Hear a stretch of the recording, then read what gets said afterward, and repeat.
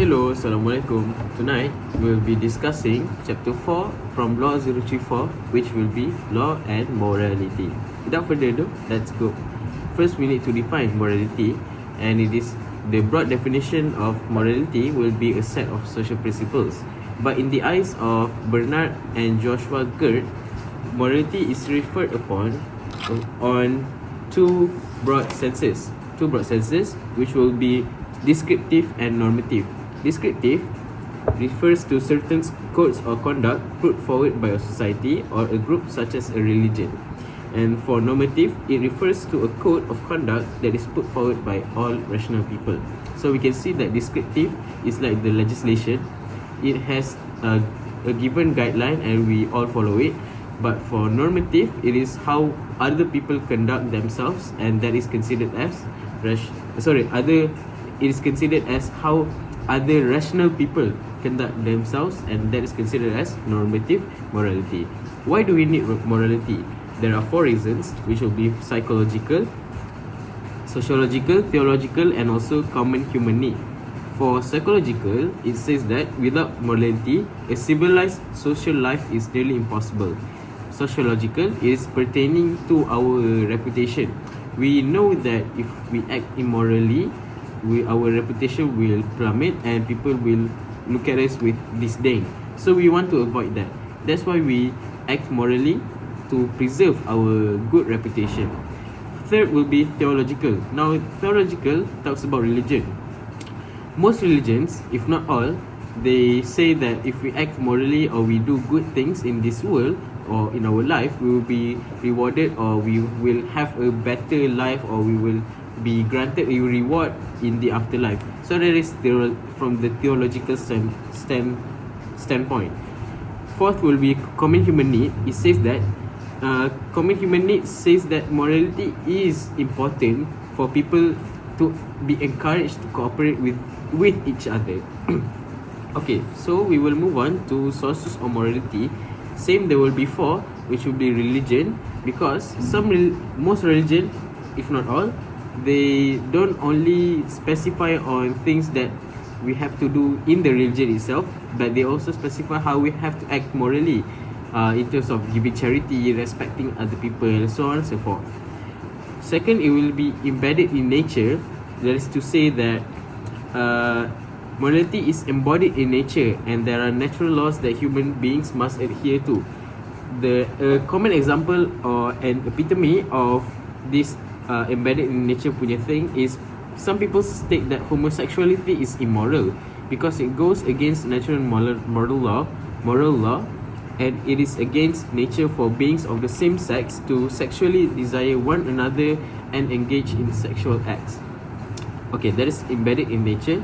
Third will be, it stems from human beings. So we as human beings, we are inclined to act morally. We have the distinction to look at things whether it is right or wrong. That is stemming from human beings. And fourth and the final one will be society. When moral values derive from society, they, of necessity, may change as the laws and morals of the society changes. So it depends on the progression of morality in a given society.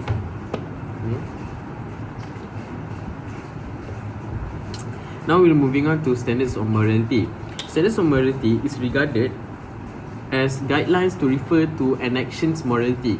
That is to say, in other words, that we refer to morality in a specific given action based on standards of morality.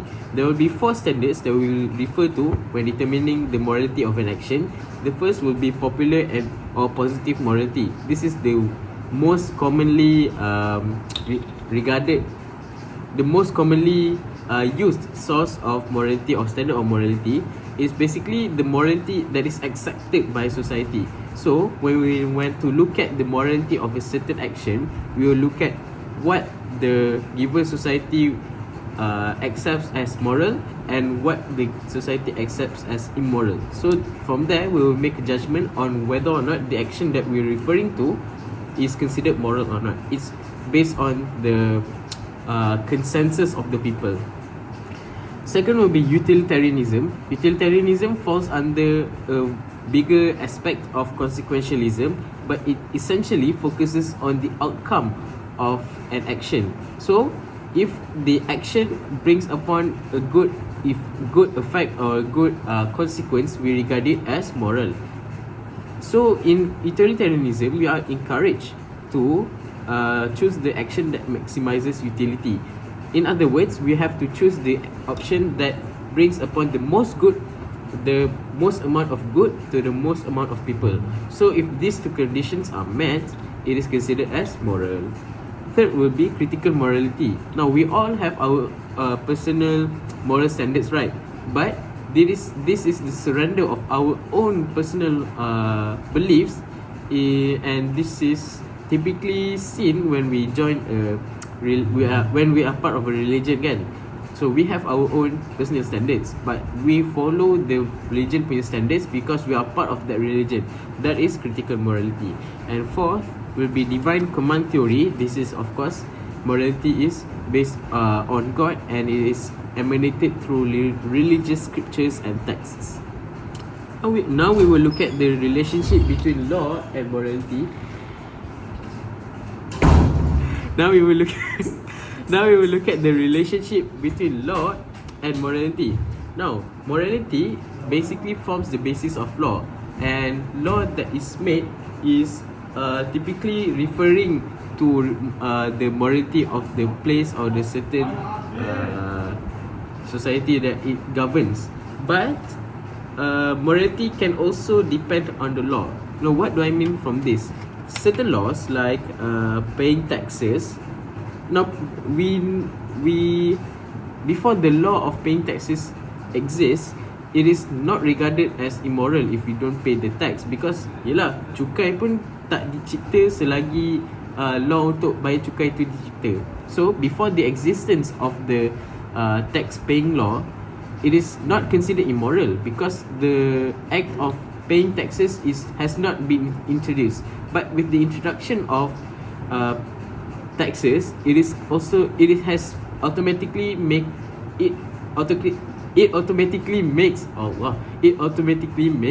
the act of not paying taxes immoral. So that is what we mean when we say that morality can depend on the law.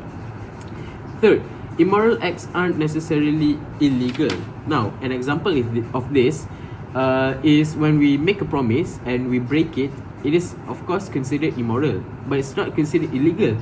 There's no law that says that it is illegal to break a promise. Of course, there is contracts, thoughts, and all that. But it is this promise is referring to the promise between kita lah, saya dengan kawan saya, anda dengan kawan anda, macam tu lah. Okay. And some laws have no relation to morality. Some laws only outline the procedures that are needed to take or to do certain things. For example, marriage, kan? If you want to get married, we must go through certain procedures before getting married. But it is not considered as it is not related to morality or things of moral standards, because it is only concerned with the procedure before we get married.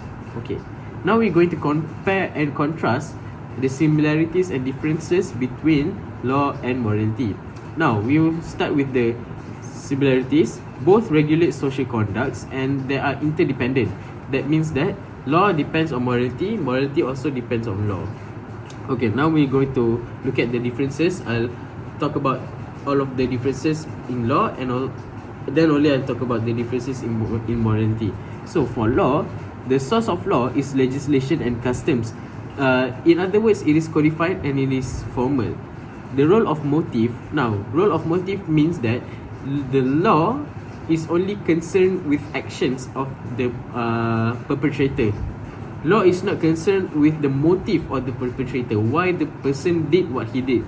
Law is not concerned about that. It is solely concerned on the act itself. Third will be predictability and clarity. Law is very clear and concise in its guidelines and also its doctrine. For the fourth one, which will be legal enforcement, law is enforced by legal procedures. So we need to go through legal proceedings and also legal stuff to enforce the law. And obedience of the law is mandatory. The punishment of disobeying the law will be formal, uniform, and also standard. So it applies to everyone. It is consistent with each case. And the change and development of law will be amended by a formal process. So we will look at this more in 033. But that is the differences between law. Now we are going to talk about the differences in morality itself. The source of morality is ethics, customs, and traditions. So it is basically turun-temurun lah. The role of motive. Now in morality, we will also look at the motive of the perpetrator.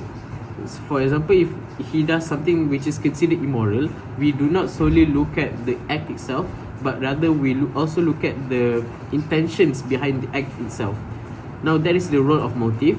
The predictability and clarity of morality contrasting to law, it is very vague because morality is subjective. It differs between people. So it is quite unpredictable, and it's also not clear in its distribution. And the legal enforcement is voluntary. Now this means that it is up to us whether or not we want to conform to the popular or the morality of a given place. Obedience of morality is also voluntary. It depends to us, and there's no outside or there's no external factors that will control how we act in public or how we act in private. Now, the punishment of disobeying morality or acting immoral is social repercussions. We have touched upon this many times before in my previous videos. And the change of development is depending on the society. If the societal norms change, then there is a high probability that the morality of the society will also change. Now, we will look at the morality as an element of valid law. So this subtopic basically answers the question, must law satisfy moral standards? So from here on out, throughout the chapter, we will look at various juries and also various popular figures in the law punya space. So I will only read the definitions and also the pendapat tokoh, and I'll expand upon it briefly. Now, in the topic of morality as an enforcement of valid law, there will be two school of thoughts, which will be positivist and naturalist. We have established the basics of this in chapter 3. But for positivists, there will be quite a few juries. First, H.L.A. Hart, he says that there is no rationally necessary correlation between law and morality, but minimum morality is essential in every community. So he rejects the need of morality in law, but he says that morality, a minimum of moral standards must be kept in a given society or community. Second, John Austin says that law is legally valid only if it's commanded by a sovereign body. So if it's not commanded by a sovereign body or a higher or superior being, it is not legally valid law. Now, Jeremy Bentham and Stuart Mill says that law must be separate from moral consideration. It must be separate. Again, we will emphasize on the separability thesis from chapter 3. Hans Kelsen says that law has to be moral, and law in a sense is moral. We will look at the case law. We will look at Wong Chow Yong against Pendaftar Besar and Ketua Pengarah Jabatan Pendaftaran Negara in 2005. So, the case follows that Wong Chow Yong had undergone a sexual reassignment surgery to change her gender from male to female. The reason is because she was born with two sex organs. So when she was born, she had two sex organs. So she undergone a surgery to reassign her sexual orientation from female to male. So she applied to the Registrar General of Births and Deaths to alter her birth register and her IC card from female to male. So she wants to indicate legally that she has changed sexual orientations, but her application was refused. and the applicant applied to High Court for declaration that she be accorded her current gender status. So basically, she lost the case. She was denied the change of sex or gender, and she appealed to the High Court to basically to allow the change on her IC and her birth certificate. So the learned judge says that the powers of the court to grant declaratory orders were limited only to legal and equitable rights. In other words, the law and also the court is only concerned of rights recognized by the law and guaranteed by equity. It is not concerned and is not extended to moral, social and political matters. So these three things are outside of the bidang kuasa mahkamah. 1 minute. Okay, that is from the positivist punya standpoint lah. Second, we will look at naturalist. Naturalist basically ada sikit daripada positivist. The first jurist, Marcus Tullius Cicero, he says that law enacted by lawmakers must conform to moral standards. So basically, all of this are related to the overlap thesis. Second, Saint Thomas Aquinas, he says that lex injusta as lex. This is in Latin and it translates to an unjust law is not law. Okay, for the third jurist, John Locke, he says that rules that legislators make for other men's actions must be conformable to God's will, and no human sanction can be good against God's will. So he says that all law must conform to God's will, and there is absolutely no sanctions that can overthrow the will of God. Alright, for sociologists, they don't really have a valid, they don't really have a far right or far left view. Instead, they are more neutral, and they assess law's validity by using 4 criteria. Now, what are the criteria? The first criteria is the behavioral criteria, which states the behavior of the society must conform to the rules. Second will be psychological behavioral criteria. It says that laws are valid if they are normative for the conducts of the members where it is used as guides to action. It says that for the psychological behavioral criteria, the law must be relevant to the society or the community that it is practiced. Okay. The third criteria will be the deontic criteria. Deontic criteria essentially emphasizes the coercion of the law in enforcing certain obligations towards a person. The deontic relates with duty and obligations as ethical concept. The deontic criteria of law require that for a law to be valid, it must be binding and imposing obligation to the society. Okay, the fourth criteria will be the minimum content criteria. For a law to be valid, it must fulfill the minimum content for a very basic sort. For example, a law is valid if it prohibits murder or stealing. So basically, for the minimum content criteria, it is concerned with the minimum punya standard of a crime. For example, if it says that law is valid if it prohibits the murder of 10 people, kenapa 10 orang? Why don't we say that for the minimum standard for the act to be considered criminal, why don't we put it as killing one person and it is already considered immoral? Why do we have to put it at 10? Macam tu. So minimum is we set the lowest bar for an immoral act to be considered immoral. Okay. Now we're moving on to duty to obey immoral law. As we know, not all laws are moral. So what is our duty to obey immoral law? There will be 2 school of thoughts as opposed to 3 in our previous subtopic, positivist and naturalist only. So from the positivist point of view, they say that positive law must be obeyed in all circumstances. So this was said by Socrates, and Aristotle pula says that positive law is to be obeyed even if contrary to natural law. So both of them says that Socrates and Aristotle both of them say that law must be obeyed at all circumstances and all costs. Okay. Third will be H. Hart. He says that obligation is the core of a rule. So, macam tu lah.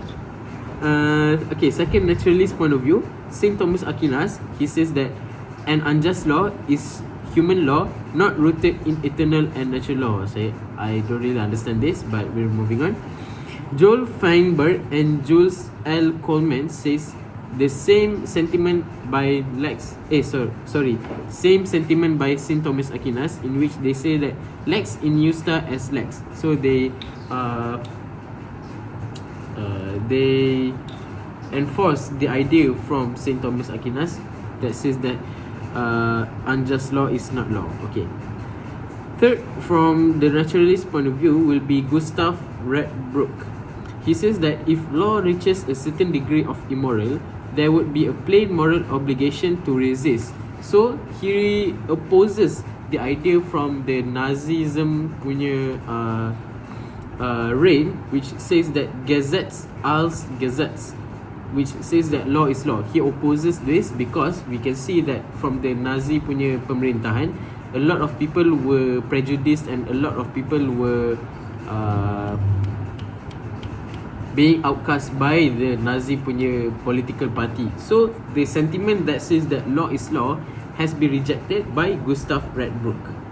Moving on to the enforcement of morality. Morality cannot be taken as law as it is unclear. We have said this many times. Law is very clear and concise, but morality is subjective. It is unclear, and also it is unpredictable. It is also inconsistent among people.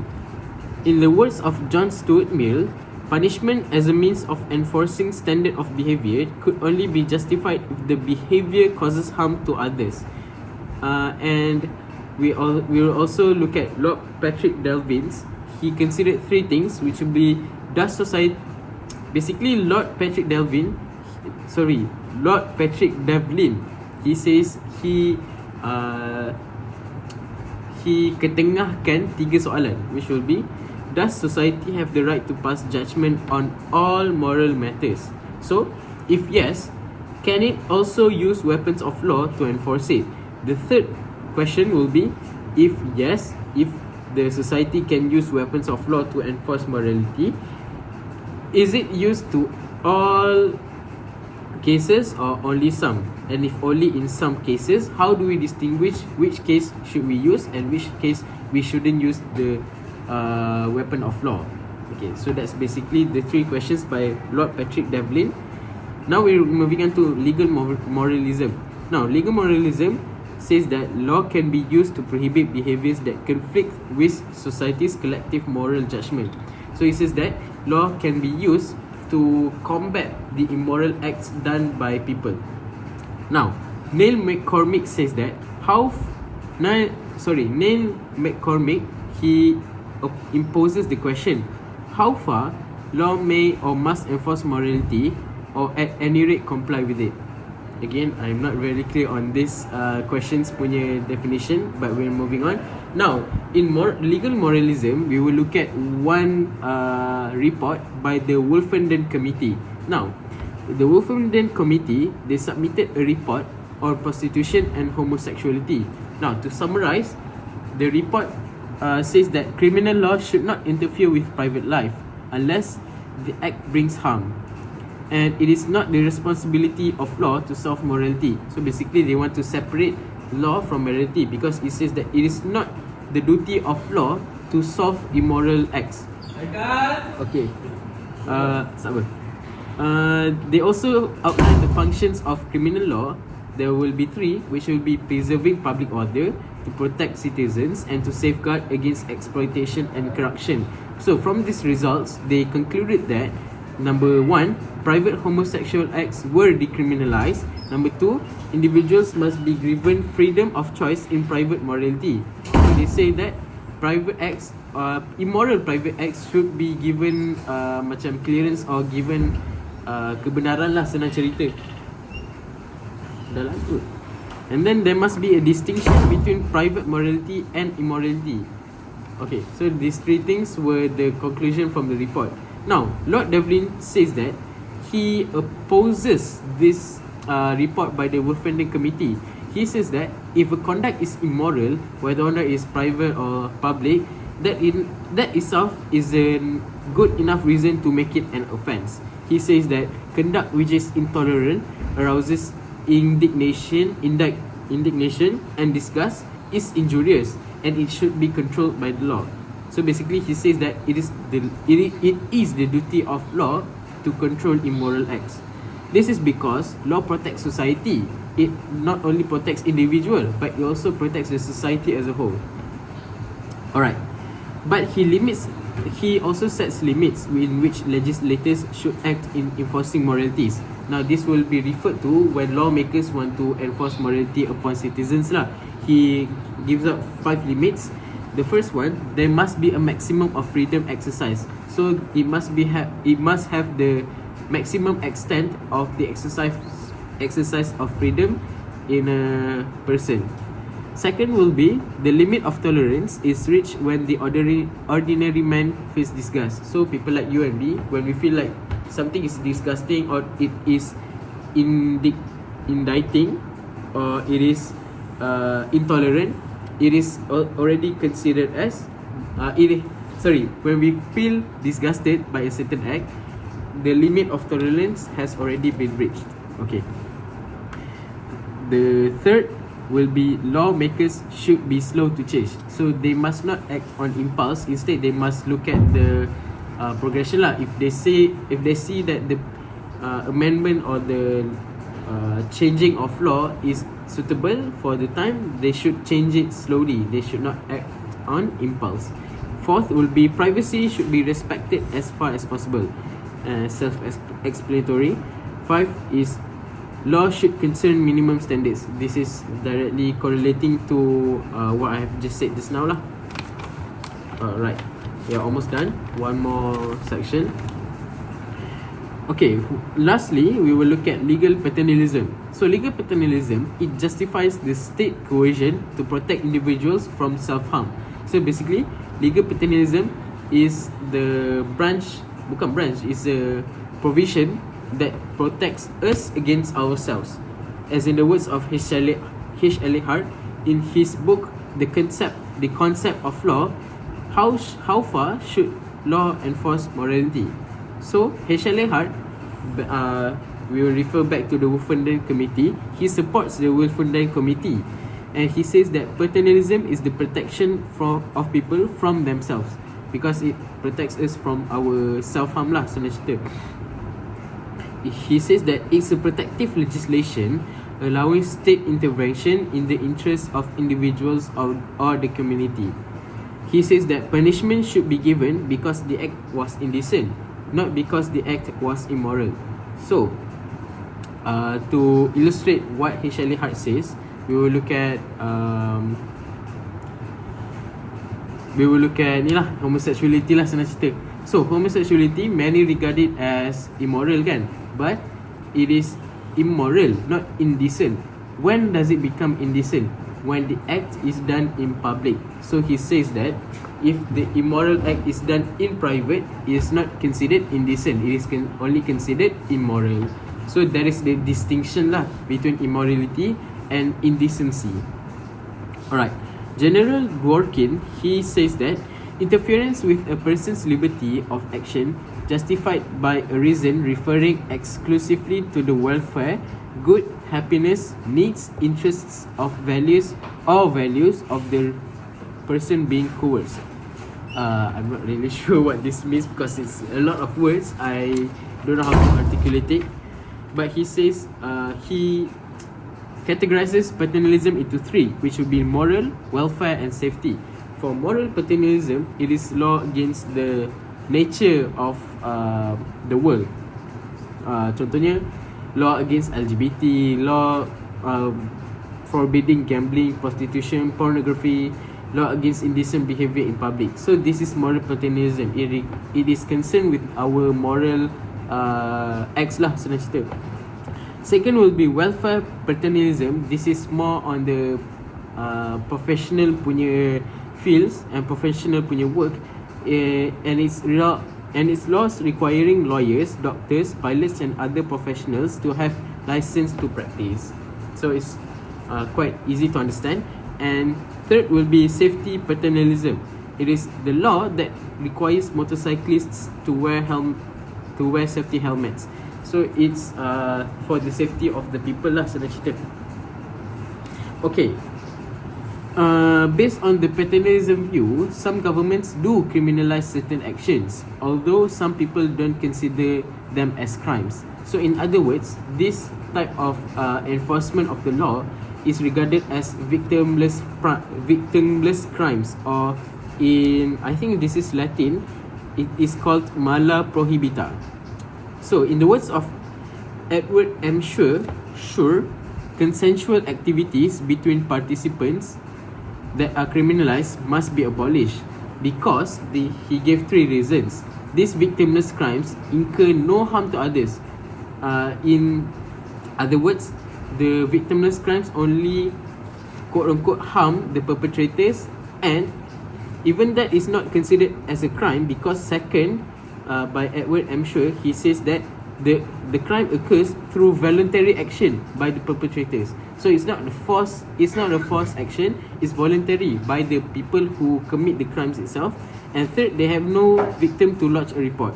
So these 3 reasons Edward M. Sure put forth to say that criminalizing consensual activities between participants must be abolished. And in the words of Stuart Mill, he wrote in the Book of Liberty, he introduced the harm principle. Now, the harm principle says that people should be free to act as they wish if their actions don't cause harm to others. However, the disapproval or social dislike of an action is not enough to invoke harm. So, for example, if I say something offensive to my friend and he doesn't like it, he disapproves. Dia senang cerita, dia terasa lah dengan apa yang saya cakap. That itself is not a good enough reason to justify invoking harm to that person. There must be a clear sign of harm to justify it or to say that it is criminalizing. Okay. And the third will be, it doesn't apply to children or people with less intelligence. So senang cerita, budak-budak ataupun siapa-siapa yang IQ dia rendah daripada orang biasa, but this idea of harm principle does not apply to them. Now, there are a few problems with John Stuart Mill's harm principle, and the first one, it says that the term harm wasn't adequately defined by Mill. He says that harm is basically referring to physical harm. But what about emotional and also mental harm, mental trauma and all that? He does not define harm as those two things. He only defines harm as physical harm. So it's a very close definition. Second, what counts as others? So in my book, he says that, in my textbook lah, he says that in the case of abortion, there is no doubt that abortion causes harm to the fetus and embryos. But do fetus and embryos persons who deserve society's protection? So these are the two problems with the harm principle put forth by John Stuart Mill. Alright, I'm actually going to skip quite a number of some of the juries because there's simply too many to refer to. And of course, we're not going to memorize all of them. But I am going to take one more from Richard Chisholm.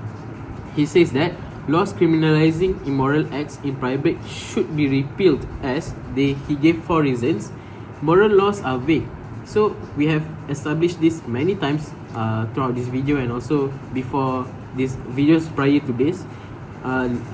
Moral values are subjective from people to people. It changes and it differs from person to person. So moral laws are very vague in the enforcement and also in its general guidelines, because of course lah, kita semua ada moral values yang berbeza. So it's very vague. We cannot pinpoint the exact or the correct moral laws to be enforced. Second, he says that law against immorality is a waste of community resources. This is because we all have different moral standards, but we waste millions of community resources just to enforce morality. Third will be laws enforcing morality are ineffective. This is we can see this in contohnya drinking and also illicit. They commit the Run that back. The third will be laws enforcing morality are ineffective. This refers to, okay, we do have laws that prohibit drinking. We do have laws that prohibit adultery and all that. But people are still going to commit these immoral acts, even though there is legislation and there is law that prohibits this kind of acts. So, in other words, it is ineffective. The fourth and last one will be morality enforcing laws have bad side effects. So we can see that, for example, in the distribution of drugs, it is considered as immoral, and it also has laws that prohibit the distribution of illegal substances. So what happens is, instead of it being sold at regular markets, it is sold through black markets pula. So it becomes the prerogative of the rich. It becomes the macam an advantage lah for the rich to buy from these black markets. Okay. Lastly, we will look at contemporary moral and legal issues. So we will look at the case of R versus Bond in 1938, in which a 14-year-old girl was raped by 5 soldiers and she became pregnant as a result. So, an eminent gynecologist performed an abortion on her, and he was then charged with the offence of conducting an illegal abortion. He was acquitted, and Mr. Justice McNaughton said, if the doctor is of the opinion, on reasonable grounds and with adequate knowledge, that the probable consequence of the continuance of the pregnancy will be to make the woman a physical or mental wreck, the jury are entitled to take the view that the doctor is operating on for the purpose of preserving the life of the mother. Okay, senang cerita, ada budak ni, dia kena rogol lah dengan 5 orang askar, and then dia mengandung. So dia pergilah dekat satu gynecologist ni, and gynecologist tu dia menggugurkan anak perempuan tu, and then gynecologist ni kena charge dengan performing illegal abortion, sebab abortion is illegal. So dia diberi pelepasan lah, senang cerita, sebab in the words of Justice McNaughton, dia kata yang kalau gynecologist ni ada pengetahuan dan juga ada pengetahuan dan juga sebab yang munasabah yang mengatakan bahawa jika perempuan ni continue untuk mengandung, dia akan memberi kemudaratan untuk perempuan tu sendiri, dan dia ada sebab untuk melakukan pengguguran anak tersebut. Jadi macam tu lah, dia tiptoe around legal and also moral issues lah, macam tu. Okay, so we are done. Chapter 4 is quite a lot, 39 minutes for one chapter is actually quite a lot, but a lot of yapping kan. So that's it.